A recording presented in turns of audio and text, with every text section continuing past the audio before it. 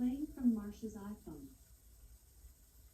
So I decided to make me some orange zest and maple granola today. Just because I went to Natural Grocery yesterday and I got a hold of some huge, beautiful oranges that don't have the wax on the zest, so I could use the zest.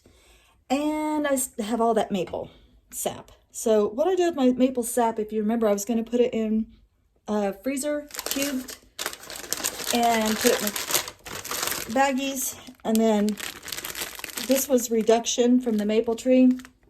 So this is maple sap reduced, and I got about 20 of these, I guess. So I just kind of wrapped them like that and put them in the freezer and dated them. So I'm just going to melt, I don't know how many that was, about 5 or 6 of those cubes. And I'm just going to, you can already see where it's like, see how it's thicker than just water? That's going to be the sweetener in my granola. So I'm just going to set this on the fire and reduce it down. Now I can't make syrup because I just don't have enough of them.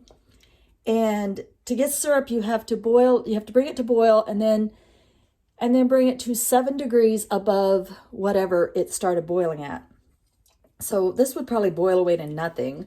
So I'm not going to do that. All I'm going to do is get it to a nice thicker consistency. And then I'm going to use that as my sweetener in my granola.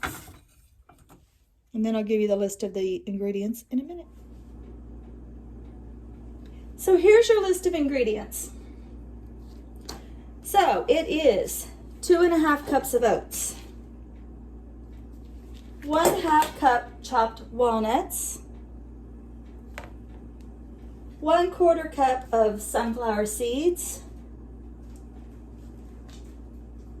1/4 cup of melted and cooled coconut oil. Do not replace coconut oil with another kind of oil. It just, I don't remember the original recipe where I got it, but I remember that recipe specifically stating, don't change out your oil, just use coconut oil.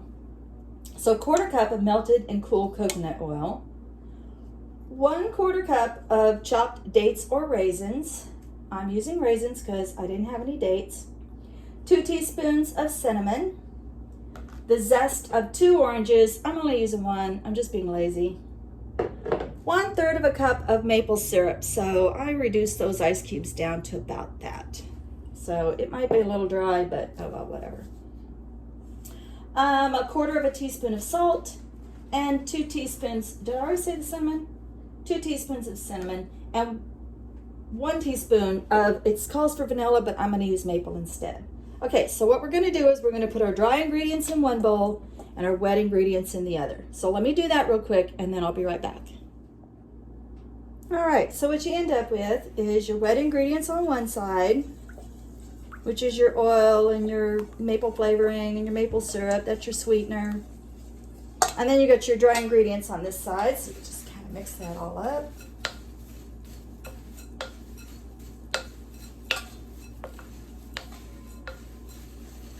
It's all nice and healthy. You made it yourself. It smells amazing. Something about maple, cinnamon,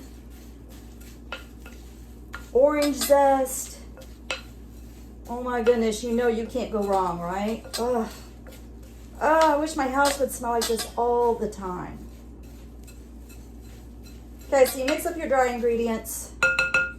Make sure your wet ingredients are nice and mixed up. And then you pour your wet ingredients over your dry.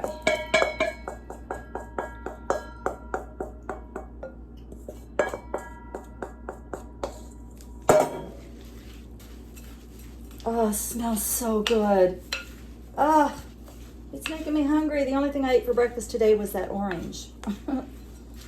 So you just want to make sure it gets all really well coated in that oil and that yummy maple syrupy stuff that you made. You know, you could just use maple syrup. I have that sap reduction, so I'm gonna find rest. Oh my God, it smells so good. You guys want to smell this? Here. Is that not amazing? Oh, don't you wish your house just smelled like that all the time? Oh, yummy. Okay, so you just want everything coated really, really, really, really well. No dry oats, no dry oats. Don't worry, whatever flings on the floor, Bo will come along and lick this up because he can have this. It doesn't harm him.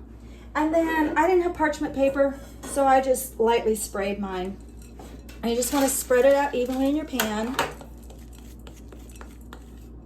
Yummy. Don't eat it yet. You gotta wait. Patience. Patience. Patience is a thing I don't have. And you spread it out. You cook it, if you have a normal oven, you cook it at 325 for 20 minutes. And then you kind of break it up to make sure it's baking evenly. But the clumps, you kind of want to leave your clumps, because that's what makes it so homemade and yummy, right? So 20 minutes at 325, kind of break it up, make sure it's cooking evenly, baking evenly, and then you're going to put it back in for another 10 minutes. So let me bake this up and then we'll taste it together.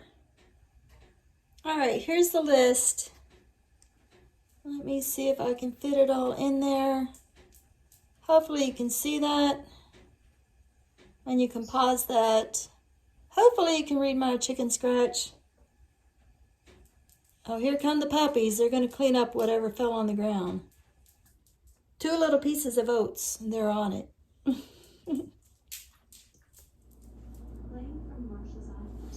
All right, so there you go. So what you end up with is a kind of cereal that you've made yourself, and you know exactly what's in it, and it doesn't have a lot of preservatives. And I will warn you, this is very high energy food, so you're going to feel like a burst of energy when you eat this, even though you're not getting that energy from the sugar. Somewhat, maybe, but it's, you know, natural. And it's just a little more healthy for you to know exactly what's in your food. And I just eat it like regular granola cereal. I just put it in my bowl, cover it with milk, have it with some fruit, and you've got an amazing breakfast. You can eat this on the trail as a snack or set a bag of it in the car next to you as a snack. It's a little bit messy like that because these are not granola bars. This is granola. I call it granola cereal. So, yeah, if you're looking for an alternative to this sugary boxed cereal, start making your own granola. And remember, you can change it up. You can use molasses for your sweetener if you prefer, or you can use dates for your fruit, or you can use cranberries for your fruit. Whatever you like, you can change it up. But it's a lot better for you than, like, say, a cookie. You know, with the oats and the shortening and the sugar that you get in cookies.